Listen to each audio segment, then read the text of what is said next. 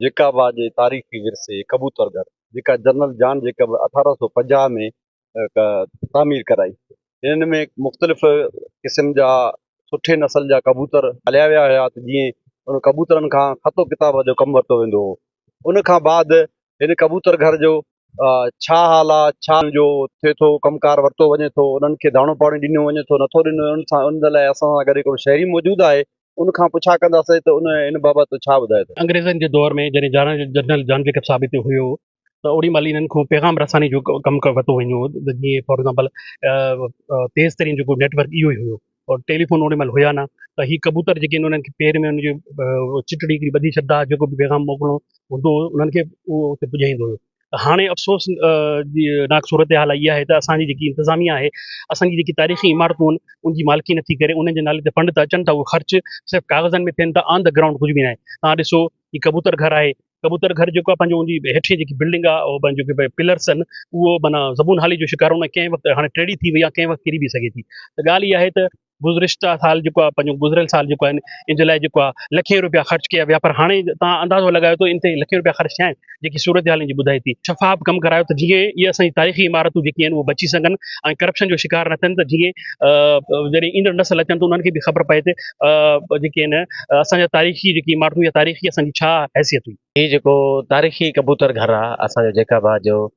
1850 में साईं ब्रिगेडियर जान जेकब साहब जेको हिन खे ठारायो,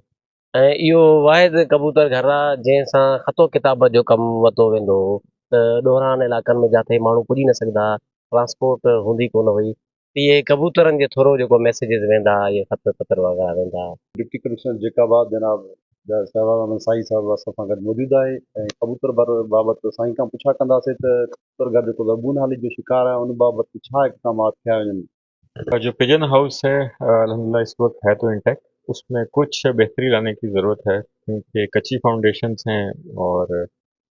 ब्रिक्स वगैरह नहीं है, तो साल हर साल से बारिशों की वजह से और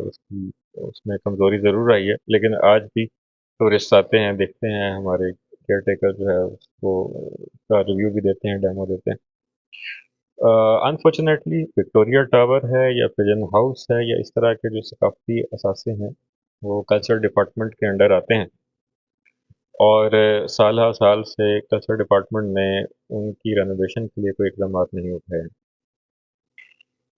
इस साल क्योंकि यूएस और ईरान की वॉर के बाद गवर्नमेंट ने किसी भी नई स्कीम के लिए कोई फंड भी नहीं रखे और ना ही वो जारी करेंगे, ताहम फिर भी अपनी मदद आपके तहत जो कम अखराजात में रहते हुए वहाँ की सफाई सुथराई करवाना या रंग रोगन करवाना वो हम टाइम टू टाइम करवाते रहते हैं। मानसून सीज़न में हम अवॉइड करते हैं क्योंकि वो फिर ज़ाया हो जाता है,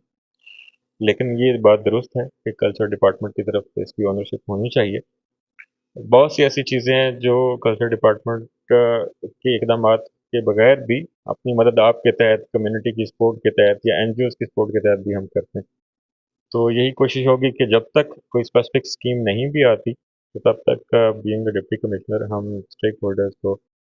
एनजीओ को इन्वॉल्व करके या अपनी मदद आपके तहत जो है, क्योंकि एक तो कौमी असासा है, शहर की शनाख्त में इसका अहम हिस्सा है,